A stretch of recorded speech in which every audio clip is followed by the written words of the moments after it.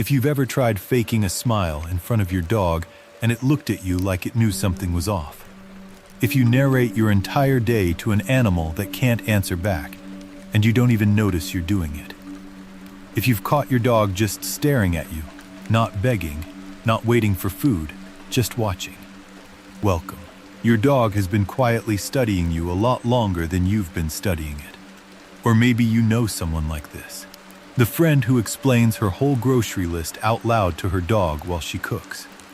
The coworker who swears his dog somehow always knows 5 minutes before he's about to leave for a walk. The person whose dog sits by the door before anyone said a word about going anywhere. Here's the first thing worth knowing, and it flips the usual story a little. Your dog isn't easily fooled. Researchers have found dogs don't just listen to tone of voice.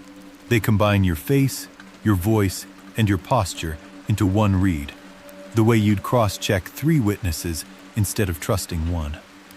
Smile with a shaky, upset voice, and a lot of dogs get more cautious, not less.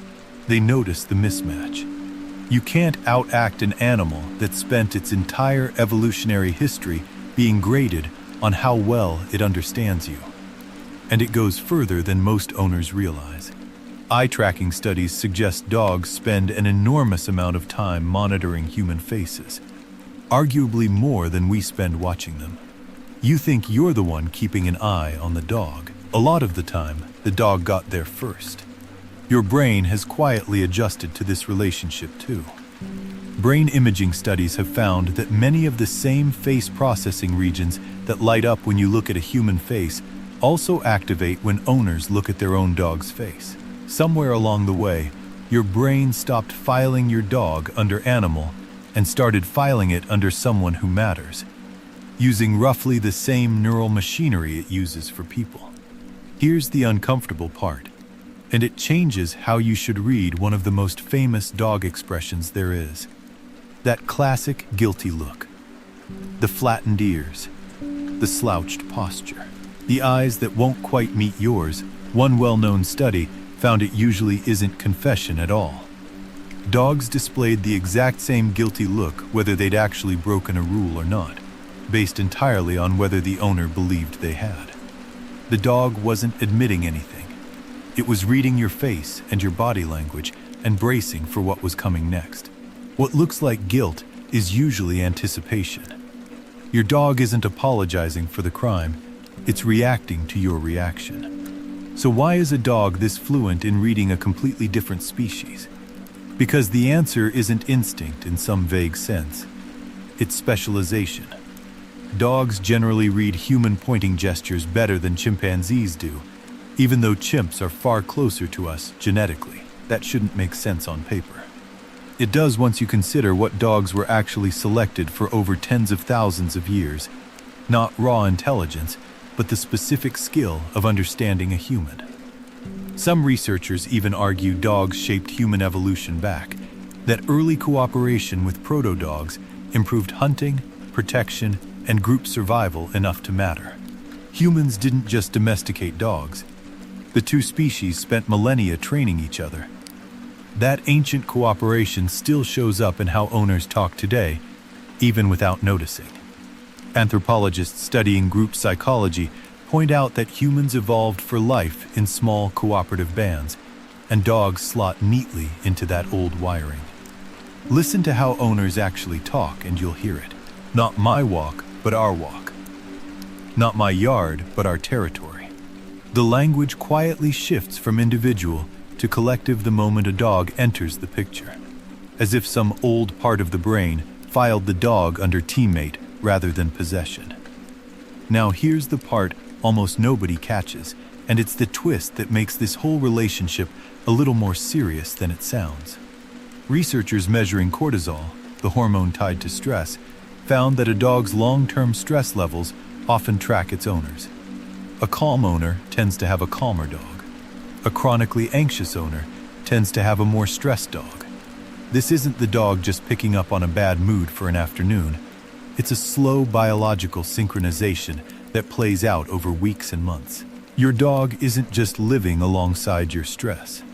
In a very real, measurable way, it's absorbing it. That sensitivity doesn't stop at absorbing your mood. Either, some experiments have found dogs increase helping behaviors specifically when an owner appears distressed.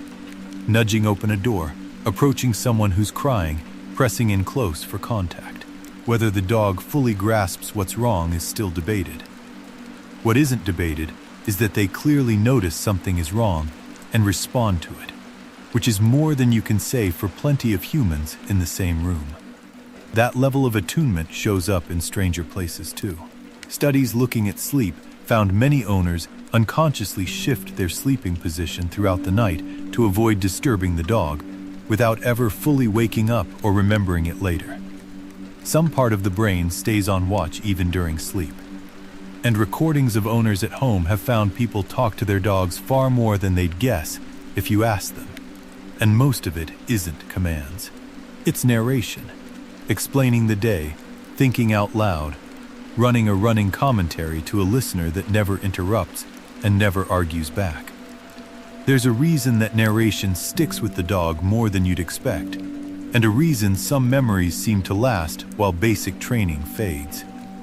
A frightening trip to the vet can stay vivid in a dog's memory far longer than dozens of ordinary, uneventful training repetitions. Emotion strengthens the memory in dogs roughly the way it does in people.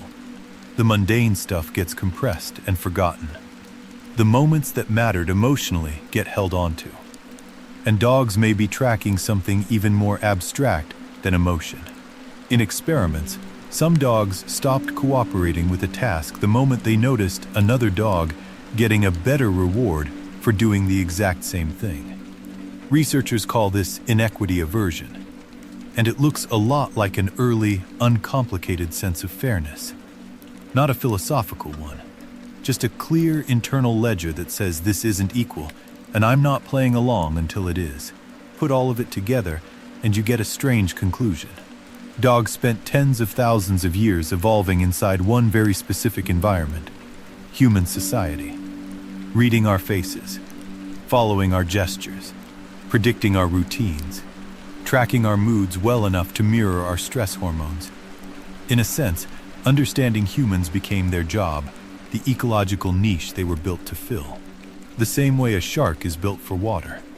Somewhere along the way, without ever meaning to, we ended up living with the closest thing to a species-wide expert in reading us that has ever existed. That expertise leaks out into the rest of your life more than you'd expect. Dogs function as what researchers call social catalysts, and studies on dog walking consistently find it increases casual interactions between total strangers who would otherwise walk right past each other. A dog on a leash somehow makes people willing to talk to you. Even the language absorbed the relationship. English alone carries dozens of dog-shaped phrases. Every dog has its day. Let sleeping dogs lie. Work like a dog. Top dog. Dog eat dog. Long before anyone studied cortisol or eye tracking, the oldest partnership humans ever formed had already worked its way into how we talk about everything else. Subscribe and watch this video next.